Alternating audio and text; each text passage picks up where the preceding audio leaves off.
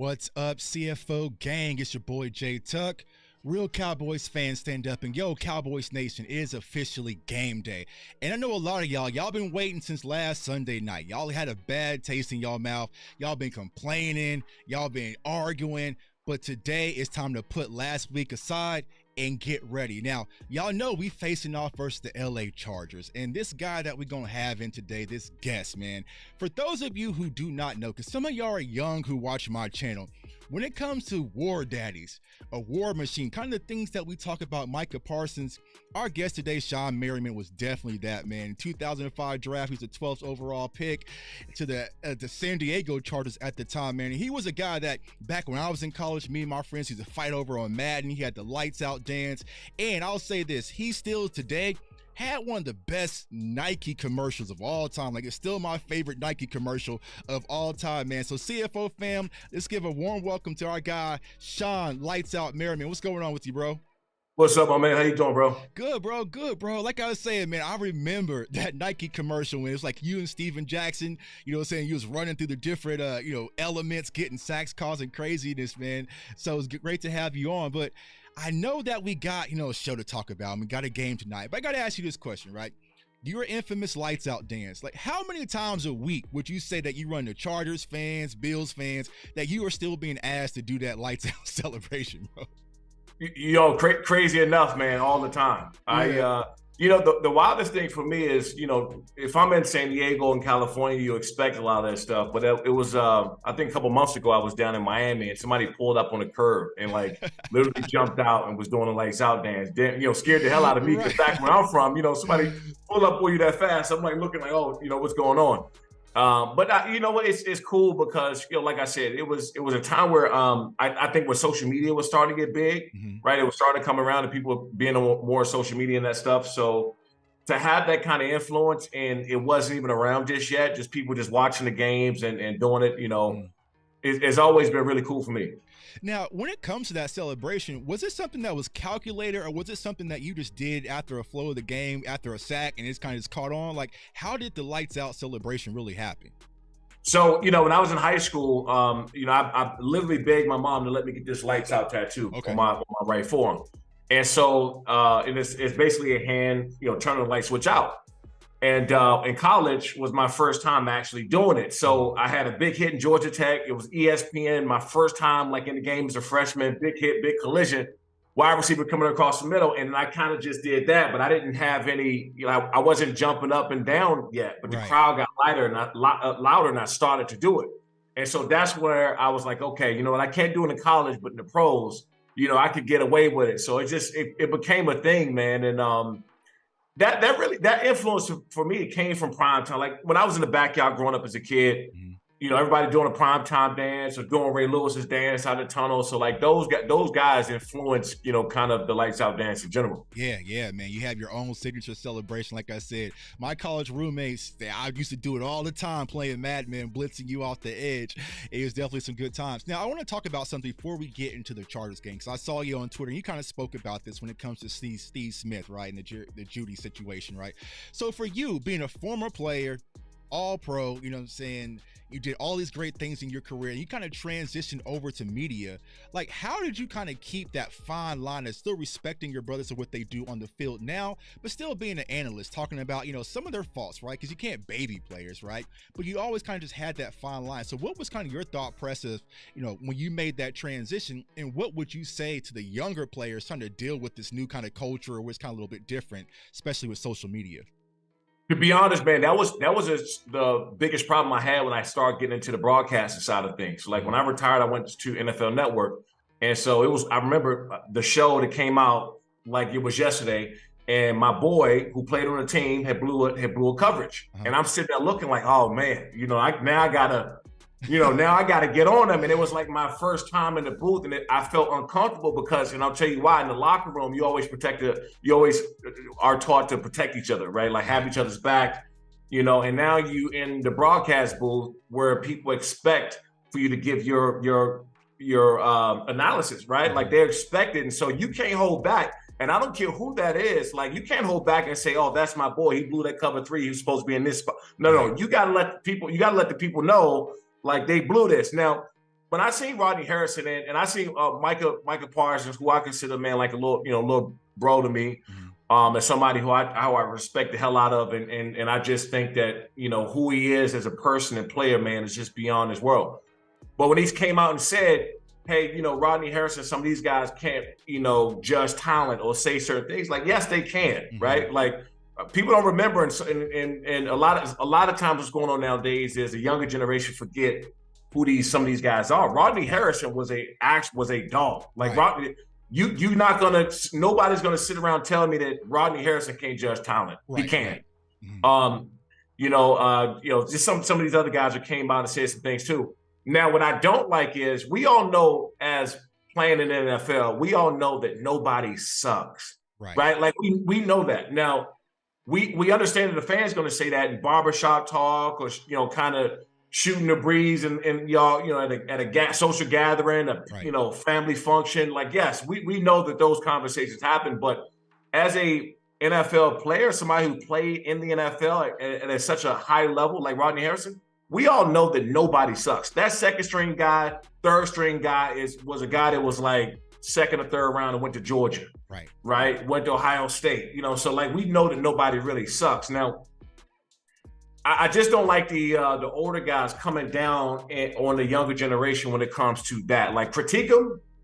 Steve Smith, I thought Steve Smith handled it well. Right. People think that he went a little too hard at Judy. But in my opinion, I think that he came out looking a lot better than Rodney Harrison did because he didn't take it there. He actually tried to talk to him to give him some kind of guidance, some kind of healthy criticism. Judy didn't take it that well. And sometimes when you don't take it that well, that means it's true. Like it hits a certain point, like it bothers you. So it's true. So, Steve Smith, Rodney Harrison, all these guys, they have a right to judge talent. If you don't think a guy's that good, yes, you can say he's not that good. You don't think he's that great of a player, but I don't believe at any standpoint that a guy of that caliber, Rodney Harrison, Steve Smith, even when Dante Whitner came out, even Dante was another one. He was a dog. He could play. Those guys have a right to speak and judge talent because they play the game at the highest level. Yeah, and I agree. And I think that's the situation, right? Definitely respect their opinion because they definitely put their time in at the NFL level, but it's just talking to the players versus talking at the players, because we all know everybody's a competitor. They kind of have that spirit. So for like a Judy, all he sees is an older player talking down on him versus saying, hey, these are some of the things we need to improve on. These are some of the things I would do. Now, when you use these strong adjectives, as you mentioned, sucks, trash, garbage, list goes on and on. Well, of course, any player is going to take that offensive because right now it's their time. So I know you probably would do the same exact thing if there was some media personality calling you one of these strong adjectives, right? So it's all about, talking to the younger generations versus talking at. So definitely appreciate your insight on that. So let's go ahead, because I know you had a lot of things to say about Cowboys when it comes to this matchup to tonight. So everybody knows, man, this is the Kellen Moore Bowl. Everybody's going to be talking about Kellen Moore, Mike McCarthy.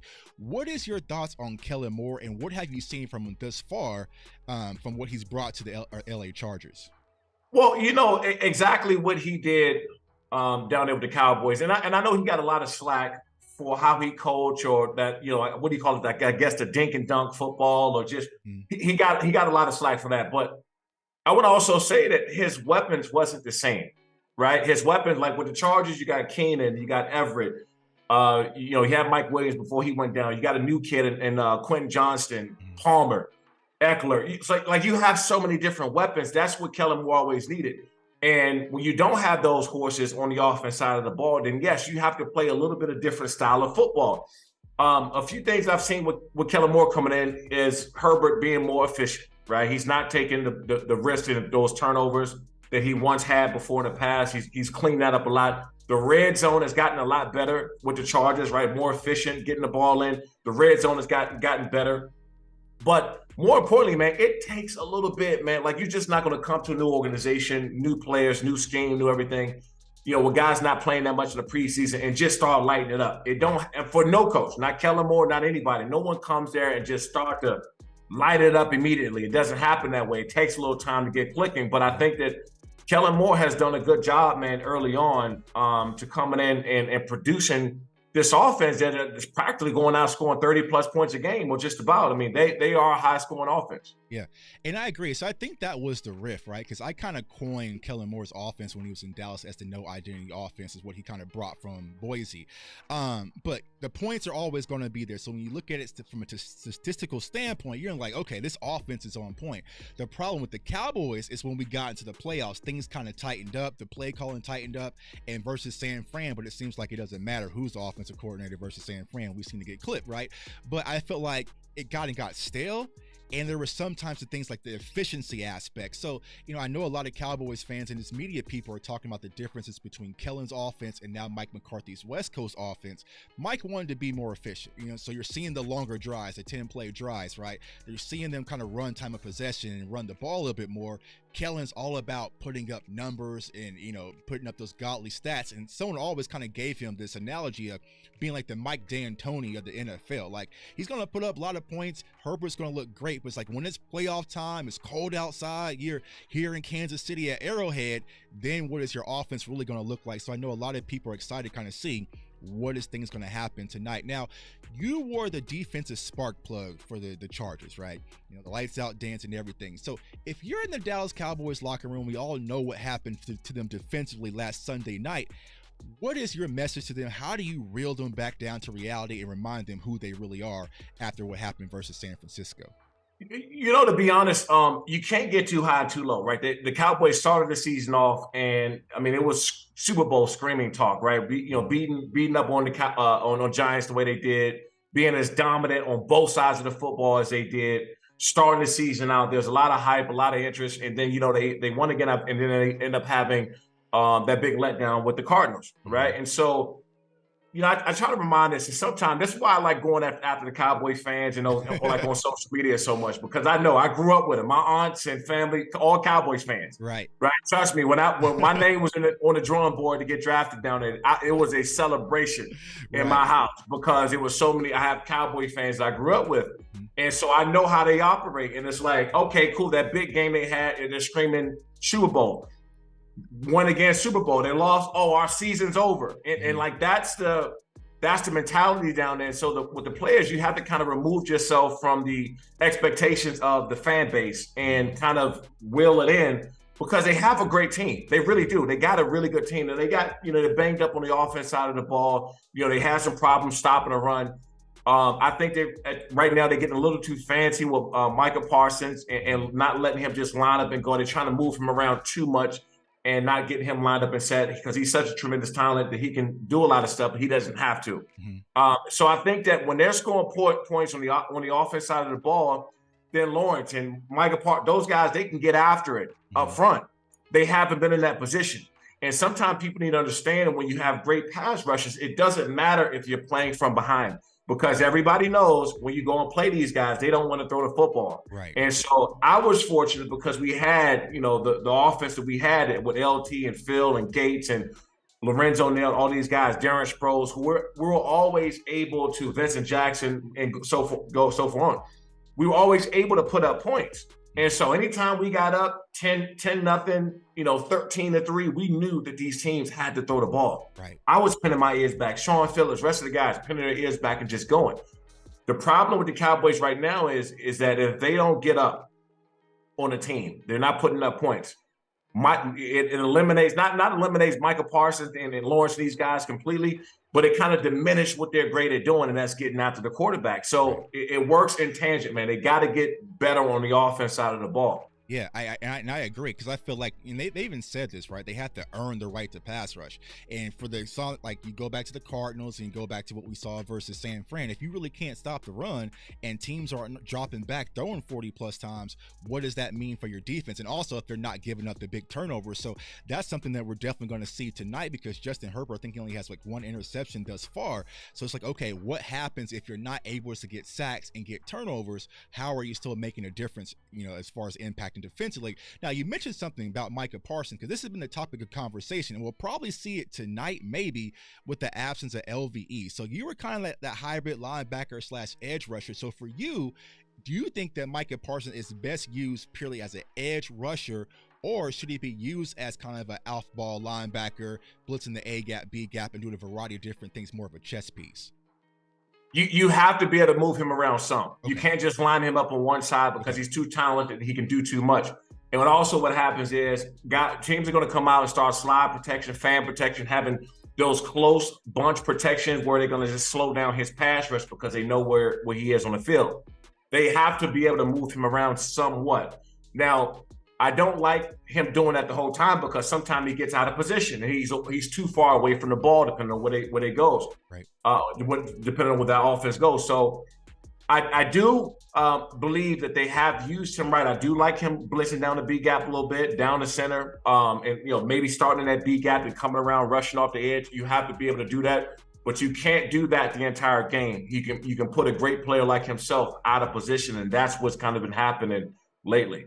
So if you could talk to Mike, which I'm pretty sure you probably have, what would be like your words to him to like how to prepare for that? Because that was the kind of conversations off season. I know he tried to put on more size, and we talked about this when I spoke to you in the off season, right? About combat training, which we'll talk about here shortly. But what are some things you would say, hey, Micah, you should really focus on this if you're going to be a quote unquote edge rusher?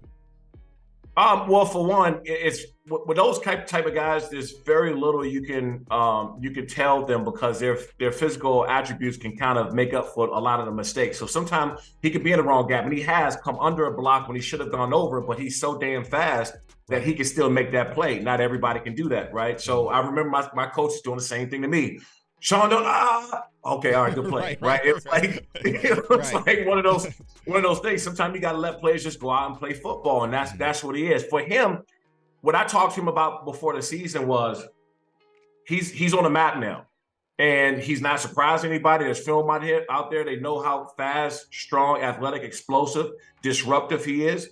He's not shocking anybody coming into the season. So what these offensive coordinators going to do are come out and game plan him and see how they can keep him away from the football, right? And that was the reason why they're moving him around so much and lining him up on both sides, B gaps, C gaps, tight sevens, wide nines, doesn't matter. They putting him on the field to let him work a little bit so they can keep the offense off balance.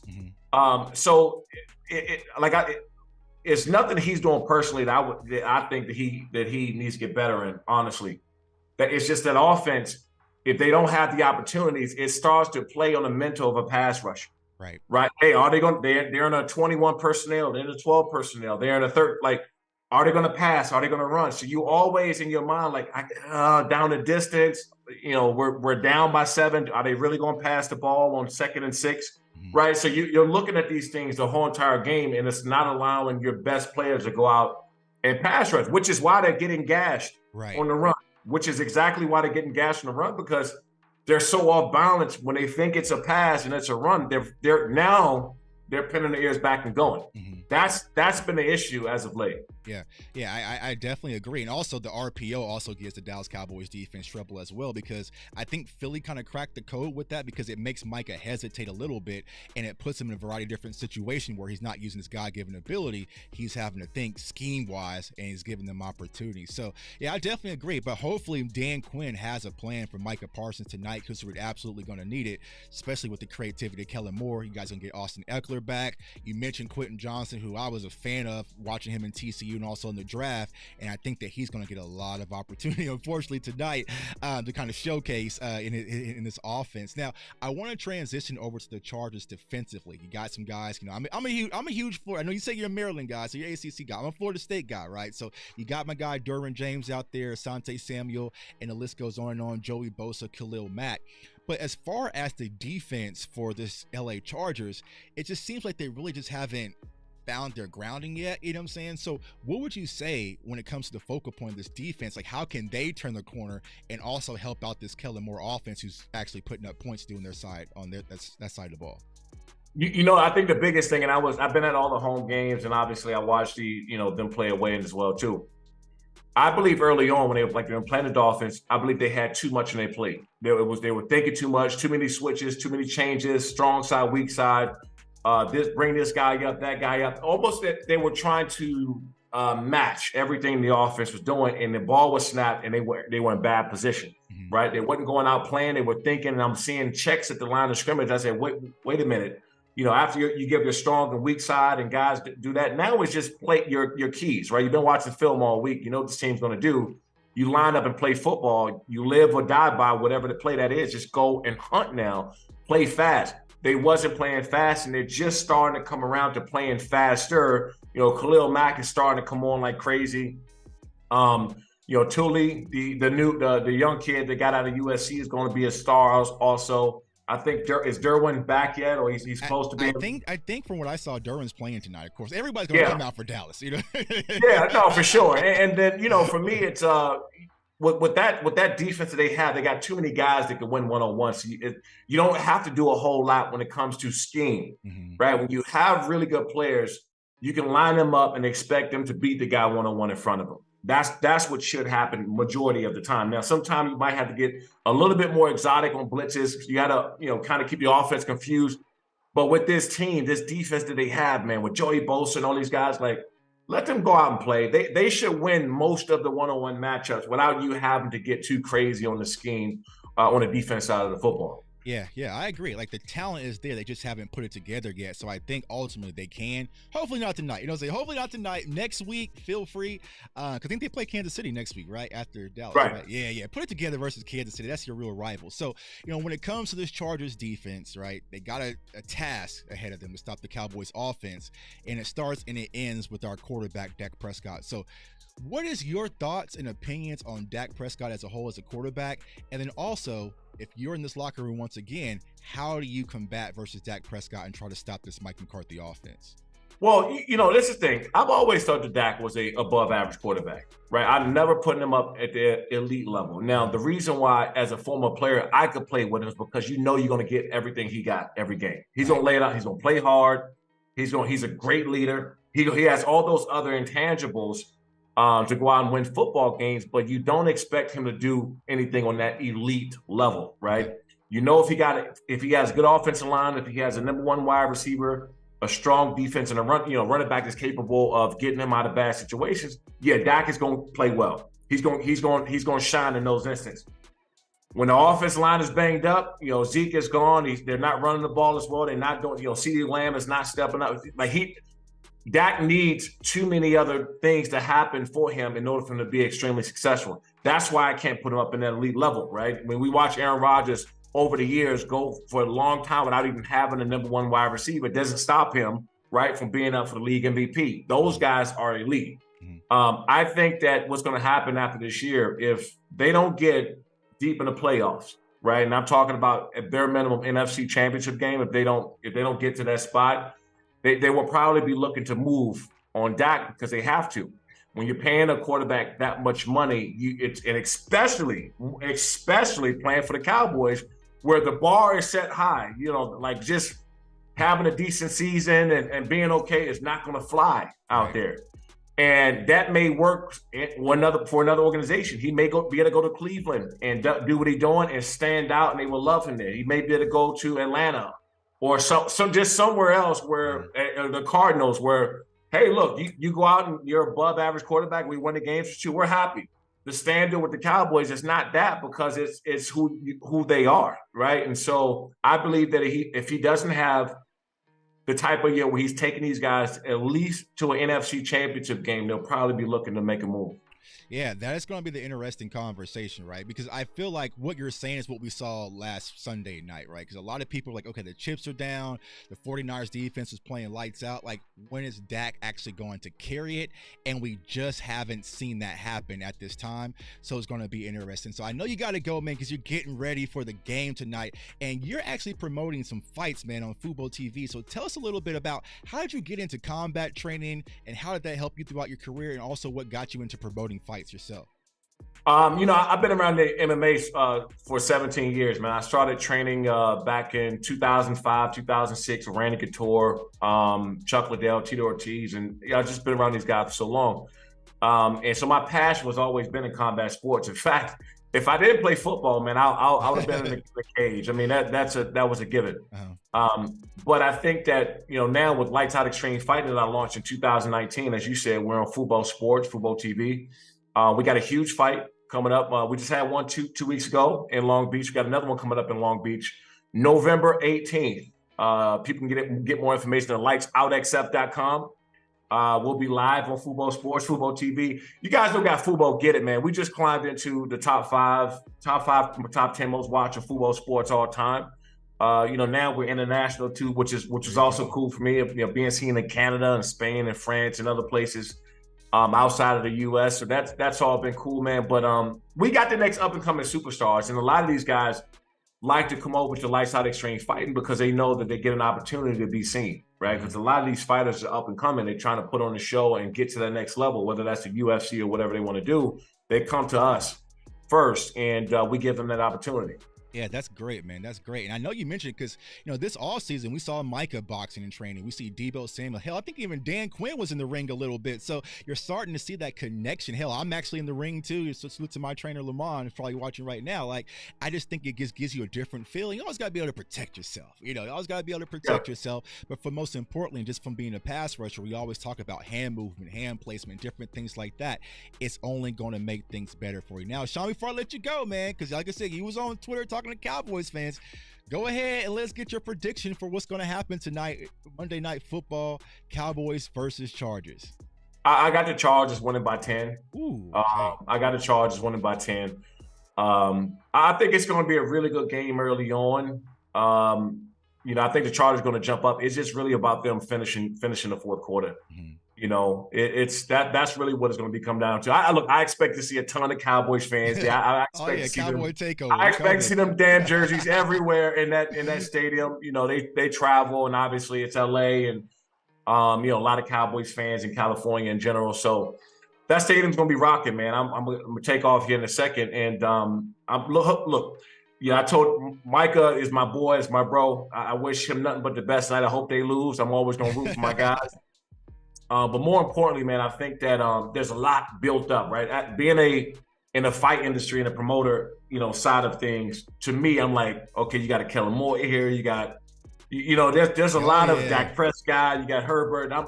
Micah Parsons against Rashawn Slater, right? I'm looking at all these things tonight because for me, on the promoter side of things, it's one of my favorite things to do. Yeah, it's definitely going to be box office. I knew when I saw this on the schedule, and once Kellen went over there, I was like, oh yeah, this is going to be a primetime game, and it's definitely going to be fun. But Cowboys fans, we're going to take over that stadium, man. Well, Shawne, my God, man, I appreciate you. Keep doing incredible work, man. Once the Cowboys win tonight, of course you're going to see me on Twitter, man. I'm definitely going to hit you up. But I know you got a bet going on with my guy Darren Smith, saying here in Kansas City about the Chargers and the Chiefs, man. Y'all got some dinner on the line in Vegas, so we'll definitely see how that plays out, because right now it's kind of neck and neck, but we'll see, man. Yeah, we're going to see, man. I told him I ain't cheat. I know, man. He got to feed the whole army, man. But Shawne, appreciate you, my guy, man. Have fun tonight, man, and keep up the great work. You got it, man. Appreciate it. Appreciate you. What's up, CFO fam? That is Shawne Merriman, Lights Out, San Diego, LA Chargers legend, man. That guy is out there. He played lights out, man. For those of you who know, like I said, a lot of you kids, because we got some kids around here. We got a lot of kids. They don't know about Shawne Lights Out Merriman, but overall, he was a dog, man. He was a dog. He was purely chaos, man. You look at Shawne Merriman, what he used to do. He had a 17-sack season in only 12 games. 17 sacks in only 12 games. You know what I'm saying? Defensive rookie of the year. He really didn't start until week 7. So he was definitely one of those ones. But Cowboys Nation, we're going to have some fun. I'm about to turn on the phone lines because right now I'm off. I'm on vacation right now because I was supposed to be in California. But my mama said she didn't want to go no more for her birthday. And she said, know what? I'm not going to LA for my birthday. The Cowboys took my mama off last weekend. So we canceled the trip. You know what I'm saying? I said, listen, my mom's birthday is tomorrow. She said, listen, I'm not dealing with the Cowboys. Just send me some money. I'm going to go do my own thing, go hang out at the pool. I said, go ahead, because that's a whole lot cheaper than what we were about to spend out there in LA, man. But I'm going to turn the phone lines because I want to talk to y'all, Cowboys Nation. And here's what I was trying to say. Right. I'm not sure if y'all saw my video on Twitter and also on Instagram, but, just about the treatment, the unfair treatment that you saw from other quarterbacks yesterday. Right. And this isn't the Cowboys, you know what I'm saying? Eagles lost. 49ers lost, even though, they lost. Right. Because here's what I'm trying to explain to Cowboys fans. A lot of Cowboys fans are like, yo, Tuck, let's wait and find out what the Cowboys do on Monday night. Why don't you focus on your team? Well, me, my guy Nick's, Professor O, we focus on this matchup all week. Y'all saw the film breakdowns, y'all saw the scouting reports, so we focus on the Chargers. It ain't like we completely took our eye off on tonight's game and focus on them. Absolutely not. But do they ever pay y'all any grace periods, right? When the Cowboys lose to the Cardinals, I have Raiders fans, right? I have Giants fans, I have Patriots fans, everybody pointing their finger at me, right? When Eagles and the 49ers and other teams lose, I'm supposed to just sit back and just be quiet and sit on my hands and always take the high road? Absolutely not. So what I was talking about, when it comes to a lot of these media people, they don't critique and press these other quarterbacks in the same manner they do Dak Prescott. I saw 3 interceptions yesterday from Jalen Hurts. Not a peep. No videos, nobody throwing jerseys in trash. Hell, I doubt they even talked about it for long on the morning segments. So we don't get that same energy. We don't get that same energy. But Dak has a bad game versus a really good defense, not the Jets, because y'all heard what Robert Saleh said. He's like, hey, we've been through the quarterback gauntlet, right? And we haven't we played well versus all these quarterbacks. We've been through the gauntlet. Well, Dak Prescott was 31 of 38 versus the Jets. I was there. I was literally there versus the Jets. Dak Prescott was 31 of 38, and a few of those incompletions is because Sauce Gardner was in the way. You know what I'm saying? If Sauce didn't play versus Dak Prescott, it'd have probably been a flawless victory. You know what I'm saying? But here's the thing. They hop on TV. They talk so aggressively at Dak, use strong adjectives, trash, sucks, all these different things. But when it comes to these other quarterbacks, it's just, yeah, he said they embarrass all the quarterbacks. Embarrass all the quarterbacks. He embarrassed Dak. He did not embarrass Dak. I was there. I seen it with my own eyes, right? But see, that's the thing, right? When Dak beats the Jets, which was a good defense. You are the only participant in the conference. Appreciate you. So when we go out there and play lights out versus the Jets, it's just the Jets.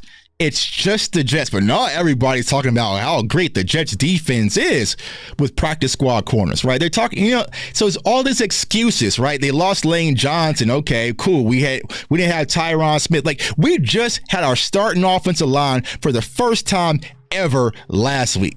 Didn't work out for us, but you know what I'm saying? So it's just, all I'm asking is keep that same exact energy, and they don't do it.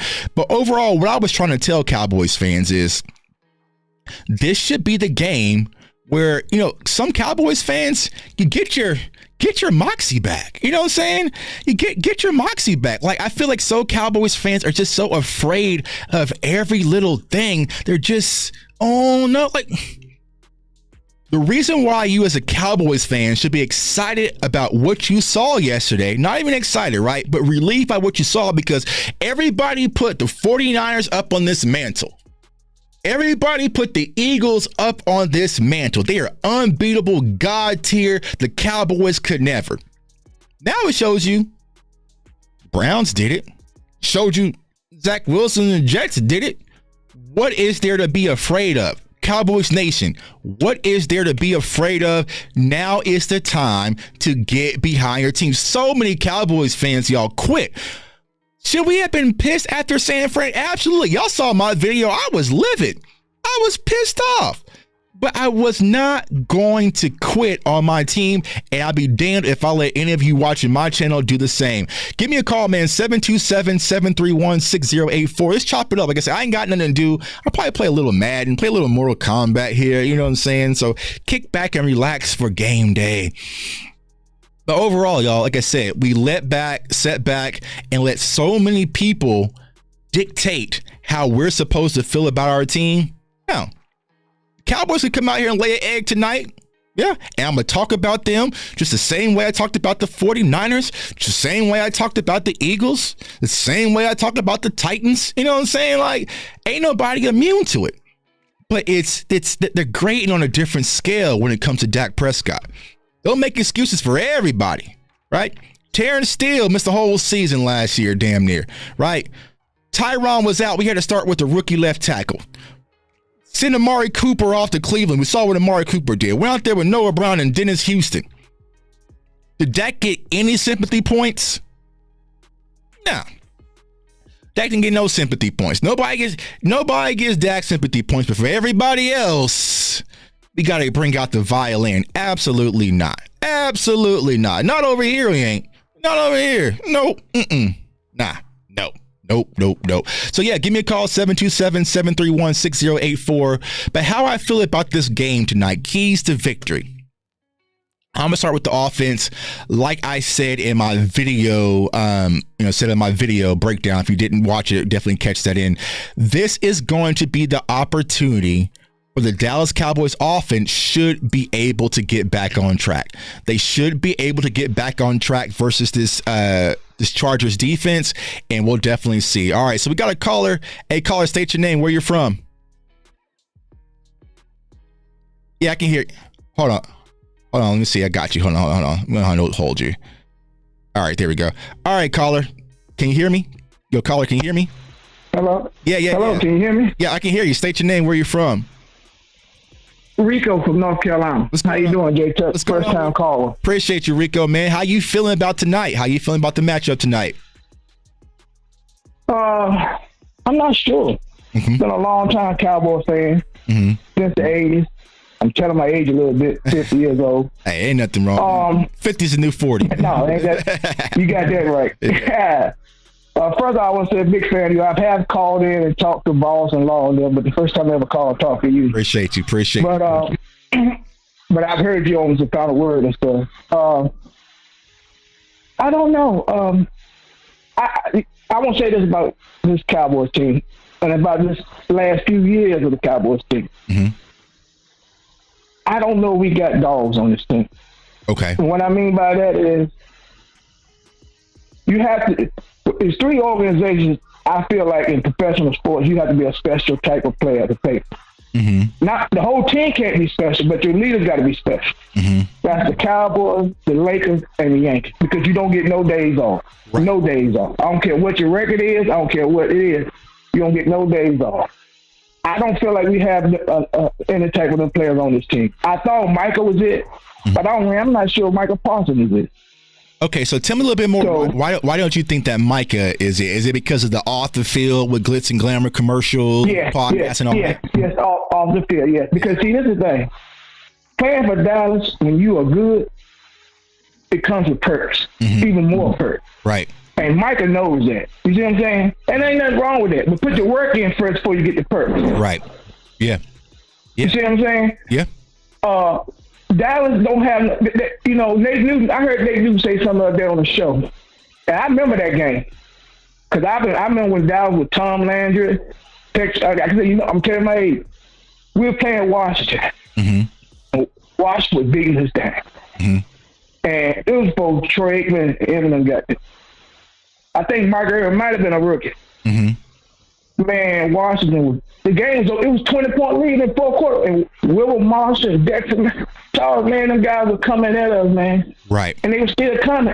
And Charles Mann said, Nate Newton said, why are you still coming at us like this? He said, because everybody love y'all, no matter what. Right. See, until them Dallas fans, until you get Dallas players to understand that, embrace that hate, embrace that, and turn it into, okay, I love that you hate me.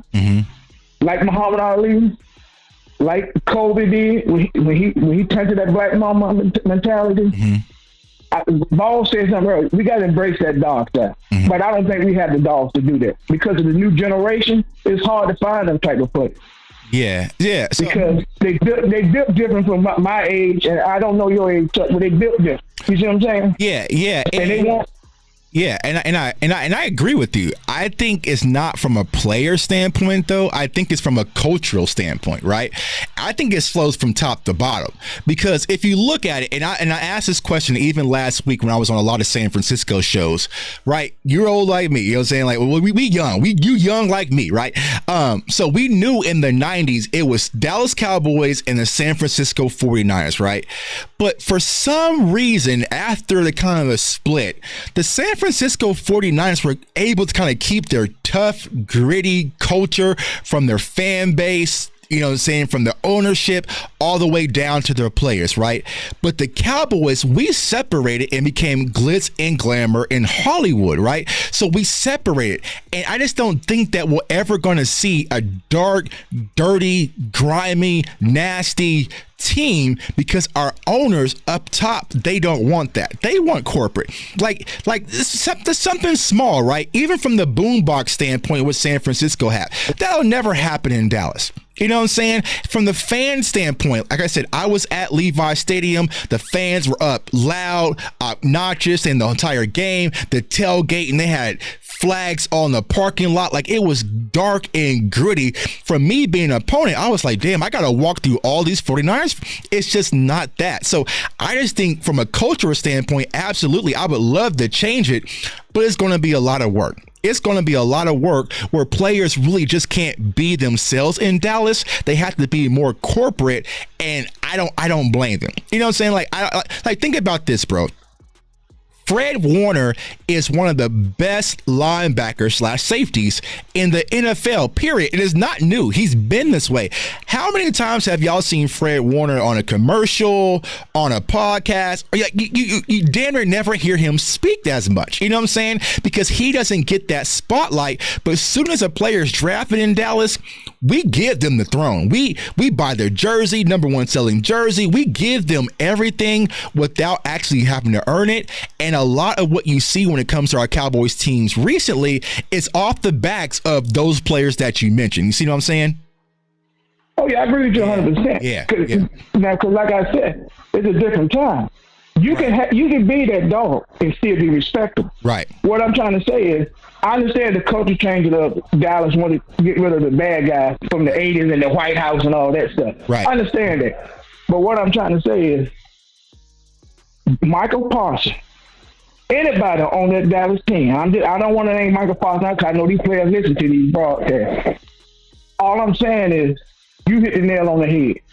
When you get drafted by Dallas and you become a Pro Bowl player, you automatically get that extra shine because you get that extra spotlight. You almost every Sunday you on prime time almost. Right. But this is the thing. We as Cowboys fans, we got to start holding them accountable and saying, look, we love you like this because yes, you can ball out, but just don't ball out against the puppets. Right. Ball out when you get that dog who don't like you because they want your spot. Right. Get them back in the mouth. Right. And I'm gonna say this here. This swing back around to Dak Prescott. If we're gonna have this type of mentality, we have to have a better quarterback. And let me clear myself. Go ahead. Dak is a good quarterback. Mm-hmm. I love him as a gentleman. His personality make you want to run through a brick wall for him. Mm-hmm. But I think he's damaged goods now. Okay. I think he's not the quarterback he was before he broke his leg. Okay. Before he broke his leg, I thought he was the closest thing I saw to Donovan McNabb. Mm-hmm. Donovan McNabb did not have great acting, but Donovan McNabb was a ball. Mm-hmm. He ran that West Coast offense with his accuracy on, and with his legs, he was hard as hell to beat because at one time, you didn't think about 3 quarterbacks. Tom Brady, Peyton Manning, and Donovan McNabb. Mm-hmm. He took the Eagles to, how many straight NFC championship games? Right. But when he lost his athleticism, and then he had to just start becoming that quarterback, mm-hmm. and he knew it was time. Mm-hmm. And he gave it to the Washington Redskins because he knew it was that time. Mm-hmm. I think that's what's going on with Dak. Yeah. Before Dak broke his leg, I would say he was a ball because he played. He could kill you both ways. And I ain't talking about RPO. When he didn't see that, he would take off running. He was big. He was strong. He would throw you off. He would extend plays. Right. Now, since he broke his leg, I heard Law say earlier this week that Dak is playing like he's scared. To a certain degree, he is because he's not the same player he used to be. Mm. He's trying to adjust his game to somebody he's not. He's beat. Right. It's almost like a basketball player. Right. When that basketball player who don't have that footwork, that skill work, and can't shoot jumpers, but he can slash and jump. When he started losing that, then you look and say, he ain't quite the same no more. Yeah, yeah. That's his part with that. And that's what I think it is with that. And that's the case. We cannot give that no more money. Yeah. Well, and as Cowboys fans, we have to start saying, maybe it's time to hit the reset button.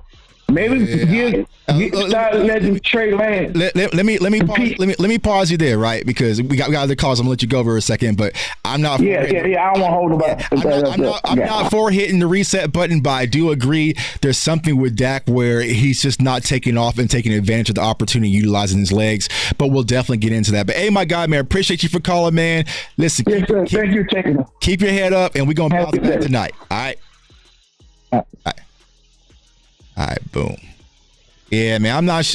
Listen, y'all, man. Y'all know. I'm gonna ride for my Dallas Cowboys. I ain't pressing the reset button, not just yet. Absolutely not going to no Trey Lance and starting over from scratch. A lot of Cowboys fans, y'all don't know how brutal that life really was, and for me, it's just a no go, man. I think I know who this caller is. Yo, caller, state your name. Where you're from, man? Hey, what's going on, brother? Nick, yeah, what's going on, my guy? Nick's in the building, man. What's going on with you, bro? Oh, man, out here working, listening. A great interview as always. Appreciate with you. Merriman. So good work. I heard the last caller, and, it kind of, this whole week, right? All the shows we're doing, the spaces, we're seeing it on Twitter. Boy, Cowboys Nation's down bad, ain't they? I mean, boy, it's just that damn Niners game and what's happened. Well, here's what games in front of us. Here's what I'll say, Nick. Tonight is a must-win game, and not really just for our season, but just for my sanity, because I'm not dealing with this all bye week. I'm not. So, saying Cowboys, go ahead and get this done, so I can rest this bye. We can kind of chill. But if we lose tonight, y'all, it's gonna be chaos, and we have to wait all the way until we play the Rams for it to happen. Absolutely not, man. Oh yeah. Yeah. Yeah, I mean, look, and of course, especially after what happened Sunday, not that this wasn't a game that you need to win, get to 4-2, get into the bye, don't have that long bye week. Right. But do you see what happened with the two teams that are in front of you, with the Eagles after San Francisco? Now it's even more important because now you get to close some gaps here. Right. Now you get to close the gap here Monday night. Right. A lot of people complain everything. Here's my message to the Cowboys Nation as a fan base, man. Hold the line. Right. Dadgummit. There's 12 games left, okay? Right. You just don't know any given Sunday what's going to happen. You saw what transpired yesterday. The Cowboys got something in front right now. Man, hold the line. Right. Just hold the line as a fan base and let's see what happens. Let's not get – man, we're talking about game number 6. Right. Let's not get too far in the future yet about all these different moves and what we got to do. Let the thing play out. Stand your ass off, excuse my language, and hold the line tonight against these Chargers in this Kellen Moore Bowl, man. Yeah, exactly, man. A lot of people folded. We lost a lot of people off the ship, but we still ride. And so, Nick, I want to talk about the Cowboys offense, right? Because you mentioned the Kellen Moore Bowl. And let's be honest. Everybody's going to be watching every drive that the Chargers have versus every drive offensively the Cowboys have. But when you look at this Chargers defense, what are some ways you think that the Cowboys can finally get back on track and find a rhythm and exploit their defense? And, I mean, that's the thing about them. Now, unless they decide to look at what the Niners did and change what they do, they're cover 2, cover 4. Right? So you're going to have some opportunities in the middle, in the seams. Now, unfortunately, the Cowboys haven't done a whole lot in the middle of the field. But I said it starting out this week. You want to help the Cowboys offense? Look, I know Schoonmaker's a second-round pick. I understand that. He's not there as a receiving tight end yet. He'll block his ass off. He's just not there. If you're in one side end sets, it needs to be Jake Ferguson. Right. You go back to the week before the San Francisco game, seven targets, 7 catches, 77 yards. One thing we know about Dak Prescott, in the history of Dak Prescott with the Cowboys, he likes to tight end. Right. He does. Right. No matter if it was before Schultz, after Schultz, he likes tight ends. He has the chemistry built with Ferguson. He's number 1. Cover 2, cover 4, need to attack the middle. Needs to be a healthy dose of Ferguson tonight for sure against him. And let's not forget, the Chargers are giving up over 5 yards per carry on the ground. Right. Might see this running game get back on task tonight. Yeah, I'm with you, Nick. I feel like we need to see the emergence of Jake Ferguson. There's been too many opportunities, and even if you go back versus San Fran, I know it was slight overthrow to Schoonmaker, but my first thing I said, that shouldn't even have been Schoon in the first place, And here's the thing. I like Schoonmaker, like you said, Nick, as a blocker. We all had our questions, our head-scratching moment during the draft, but he's not a receiving tight end. It's going to take him a minute to get there. It needs to be Jake Ferguson, especially if Hendershot's not out there, who's kind of our wide receiver tight end, and possibly Sean McKeon. But you're going to have to be able, Cowboys Nation, to attack the middle of the field and attack the seams. If not, this is why they're playing a lot of zone against us, and you're looking at one of the top zone teams in the NFL, what we're going to face with the Chargers tonight. Now, let's go ahead and get to the defensive side of the ball next, because, a lot of people want to talk about Dak and the offense and red zone scoring. I'm like, you know what I'm saying? Our defense got marched on like some ants, versus San Francisco. So what are some ways that, this Dallas Cowboys defense and Dan Quinn can redeem themselves versus Kellen Moore? Because, they used to go off and travel and, prep for interviews. And so, Kellen Moore and Dan Quinn were like this, right? Saying a little pillow talking. How can Dan Quinn get back, versus this Chargers offense? Right, and as all week we keep hearing, Dan Quinn versus Mike McCarthy versus Kellen Moore. So no, it's Dan Quinn versus Kellen Moore. But I mean, here's where it's at, right? And this is a stat and what I'm looking at the most. Justin Herbert, whenever you blitz him or don't get pressure, right, he's plus 70% completion percentage. Now, but if you do get pressure without the blitz, he's sub 60% completion. What does that tell us? Your front four has to get home and not send extra guys. Right. So that's number one when we talk about this Chargers offense and where Justin Herbert's performing right now. You got to get home with the front four. That's where he struggles the most. But if you blitz or you don't get home, hey, he's gonna carve you up a little bit. And then the other side, Austin Eckler, right? He's the X factor to me, in my opinion, because of the run game and more importantly, because of what he can do in the pass game. Right. So you got to try to limit what he's doing. You got to be able to get home with the front four. And not to bring it up too much, but if you look over the last year and so far this season, you go see what the Cowboys defense under Dan Quinn has done against 16 or higher ranked offenses. You might squeeze a little bit. So big opportunity not to get after it, though. Yeah, I agree. And I think that's the huge question mark for me. And honestly, my biggest concern is, all right, who are the Dallas Cowboys defense when they're playing against a quarterback that actually has a pulse? And, for me personally, the secondary, they haven't been playing well, especially in the absence of Trayvon Diggs. And, they got Quentin Johnson, they got Keenan Allen. Like, how is our corners going to match up versus their wide receiver core? Now, when it comes to the Chargers offensively, if you look at it, and here's the thing, Cowboys Nation, we know what they're going to do. A bulk of their yardage in the passing game comes from go routes, but a lot of it comes from hitches and out routes. Hitches, out routes, and slants. So, there's going to be opportunities for our secondary to make a play on it. But if you let Justin Herbert sit back in the big pocket and be comfortable, he can definitely pick you apart, because that was one of my biggest frustrations on Sunday. A lot of soft zones, and we just let, Brock Purdy just be comfortable where, hell, I didn't know if he had to wash his jersey.